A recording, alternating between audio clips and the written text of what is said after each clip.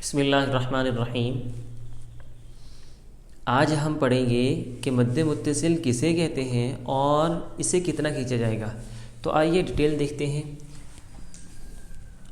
First of all बताना चाहता हूँ कि इस लेसन का नाम है मद्दे मुत्तसिल।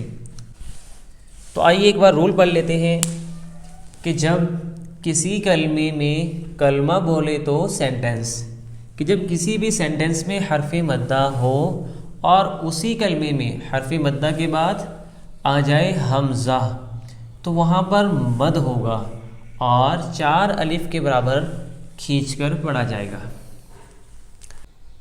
तो इसमें 2 बातों का होना बहुत ज़रूरी है। नंबर 1, किसी भी सेंटेंस में हर्फ़ मद्दा हो। नंबर 2, उसी सेंटेंस में हमज़ा भी आना चाहिए, तो मद्दे मुत्तसिल होगा। तो आइए मिसाल को देखते हैं। इसमें फ़र्स्ट ऑफ ऑल आपने देखना है कि हर्फ़ मद्दा है, लेकिन हर्फ़ मद्दा कहते हैं किसे हैं। तो लेसन नंबर 7 में बताया गया था कि हर्फ़ मद्दा का दूसरा नाम मद्दे असली है, कि जिसके 3 अक्षर हैं अलिफ, वाव और या। ज़बर वाला हर्फ हमेशा अलिफ के साथ मिलेगा, ज़ेर वाला या साकिन और पेश वाला अक्षर वाव साकिन के साथ मिलेगा। तो अब देखिएगा कि इन 3 अक्षरों में से अलिफ, वाव साकिन और या साकिन में से इसमें कोई है? जी हाँ, इसमें है अलिफ, जो कि ज़बर वाले अक्षर के साथ मिला हुआ है। तो ये हुआ हर्फ़ मद्दा। एक शर्त तो पाएगी।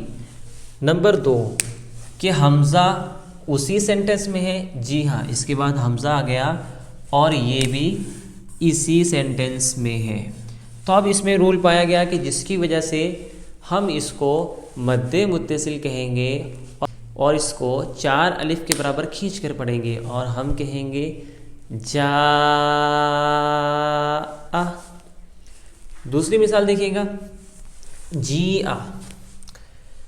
तो अब आप कहोगे कि इसमें हर्फ़ मद्दा तो नहीं है। हर्फ़ मद्दा के 3 अक्षर थे, अलिफ, वाव साकिन, या साकिन। तो इसमें तो हर्फ़ मद्दा नहीं है। इसमें हर्फ़ मद्दा नहीं है, लेकिन इसमें है मद्दे सिला। खड़ा ज़बर, खड़ी ज़ेर, उल्टा पेश, इसको मद्दे सिला कहते हैं, जिसको लेसन नंबर 8 में बताया गया था। और मद्दे सिला भी हर्फ़ मद्दा के कई मकाम होता है। तो डेट्स मीन खड़ी ज़ेर ये या साकिन के कई मकाम है। तो हर्फ़ मद्दा तो पाया गया। नंबर 2, क्या हमज़ा उसी कलमे में है?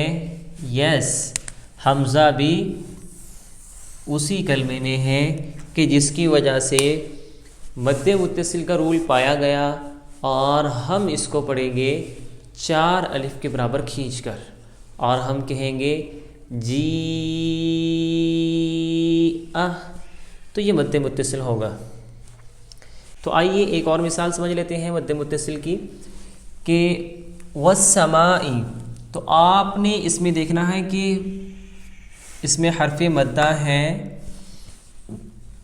तो देखिएगा कि मीम अलिफ ज़बर मा, तो ये हुआ आपका हर्फ़ मद्दा, हर्फ़ मद्दा। नंबर 2, कि हमज़ा उसी कलमे में है। जी हाँ, ये हमज़ा भी उसी कलमे में है, क्योंकि ये पूरा का पूरा वस्समा एक ही कलमा है। तो जब दोनों शर्तें पाई गई, तो अब इसमें भी मद्दे मुत्तसिल का रूल पाया गया, कि जिसकी वजह से हम इसको 4 अलिफ के बराबर खींच कर पढ़ेंगे और हम कहेंगे वस्समाई। तो इसको हम मद्दे मुत्तसिल और मद्दे वाजिब भी कहते हैं।